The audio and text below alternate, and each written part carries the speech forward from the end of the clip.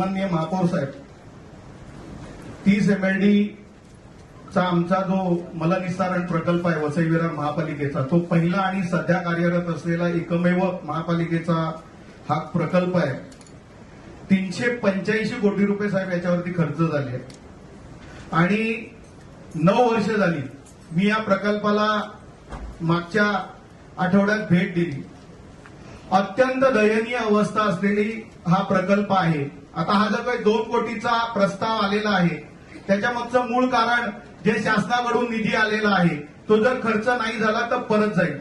पण महापौर महोदय, त्या ठिकाणी जर कोणी जाऊन बघितलं त्या प्रकल्पामध्ये जे काही आपलं स्ट्रक्चर आहे पूर्णपणे सडलेलं स्ट्रक्चर आहे. बीम असतील, पिलर असतील, त्याचे जवळपास अर्धे पिलर खणलेले आहेत, म्हणजे हे झालेले आहेत, नादुरुस्त आहेत.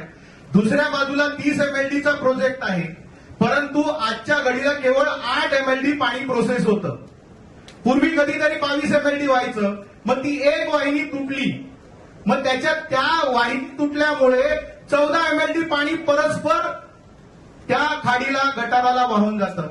22 MLD पाणी, मुळात 30 MLD ची क्षमता असताना फक्त 22 MLD चं कनेक्शन आहे. याच्यामध्ये कनेक्शन किती आहे याच्या संदर्भातली गंभीर विषय आहे की कुठला नेमकं पाणी कुठून जातं. आता 25 दिवस झाले हा प्रकल्प बंद आहे आणि थेट पाणी जे येतं 8 MLD ते थेट खाडीला सोडलं जातं. एका बाजूला एमपीसीबी आपल्याला वारंवार, एनजीटी असेल, एमपीसीबी असेल, आपल्याला शेकडो कोटीचा भूर्दंड, शेकडो कोटीचा दंड मारते आणि प्रशासन इतक्या बेकाळजीपणे हे सगळे विषय हाताळले.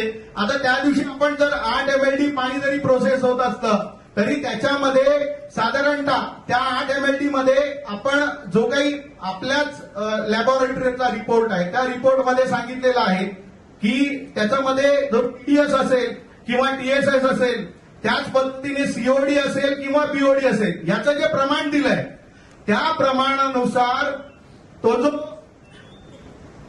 गाळ आहे, ओला गाळ म्हणजे आपण स्लज म्हणू, ते किमान 2 टन असायला पाहिजे पर डे. ते 5 किलो निघते. 5 किलो म्हणजे पाणी प्रोसेस होत आहे का? बिलकुल होत नाही. तर ते 2 टनाचं साधारणतः आपल्याच रिपोर्टच्या नुसार जर कॅल्क्युलेशन केलं तर किमान 2 टन स्लज व्हायला पाहिजे. आणि हे वेट स्लज सुद्धा याला मार्केटमध्ये व्हॅल्यू आहे. हे विकलं जातं, याच्या माध्यमातून पण उत्पन्न मिळतंय. ते उत्पन्न सोडा, परंतु केवळ 5 किलो स्लज दिवसाला निघतो. कशा पद्धतीने हा सगळा एसटीपी प्रकल्प चालतोय.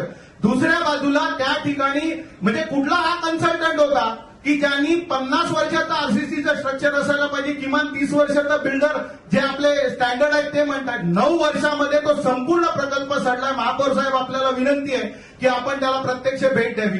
दुसऱ्या बाजूला त्या ठिकाणी जे प्रिपेरर आहे, जे आता एसएस मध्ये सांगितलेलं आहे, ते पूर्वी एमएस मध्ये लावलं, माइंड स्टील मध्ये लावलं, ते सडलंय, संपूर्णपणे सडलंय. त्यामुळे त्याच्यामधून मागच्या 4 वर्षामध्ये सुद्धा कुठली प्रोसेस झाली नाहीये. आपल्याकडे एसटीपी प्रकल्पामधून 3 प्रकारचं पाणी ट्रीट होतं, प्रायमरी, सेकंडरी आणि टर्शरी. टर्शरी तर खूप भाग, लांबचा भाग आहे. प्रायमरीमध्येच पाणी सगळं जातं, ना स्लज निघत आहे ना ते सगळं सडलेलं आहे.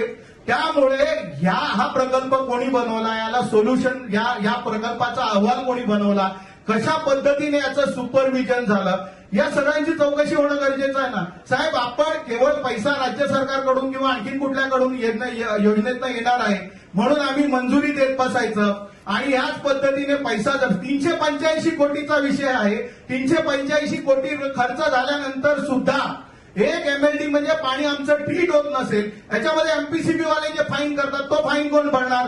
कोण जबाबदार आहे? कुठल्या जबाबदारीची अधिकाऱ्याची जबाबदारी नाही का? प्रशासनातला कुठलाच माणूस याची जबाबदारी घेणार नाही का?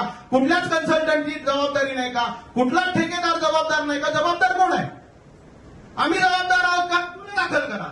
त्यामुळे म्हणजे हा जो विषय आहे हे केवळ 2 कोटीचा नाही. महापौर साहेब, या माध्यमातून आपल्याकडे विनंती आहे की या सगळ्यांची चौकशी व्हायला पाहिजे आणि हा जनतेचा पैसा सोबत, पहिला जनतेचा पैसा वाया गेला, त्याच्यासोबत हे जे काही प्रदूषण होत आहे, वॉटर कंटॅमिनेशन होत आहे, याचा सुद्धा विषय एमपीसीबी आपल्याला फाईन मारते. आपल्या लोकांचं आरोग्य आपण डोक्यात घालतोय. त्यामुळे याची सखोल चौकशी व्हावून याची निघावी आणि संबंधितांवर कारवाई व्हावी अशी आमची मागणी आहे. धन्यवाद.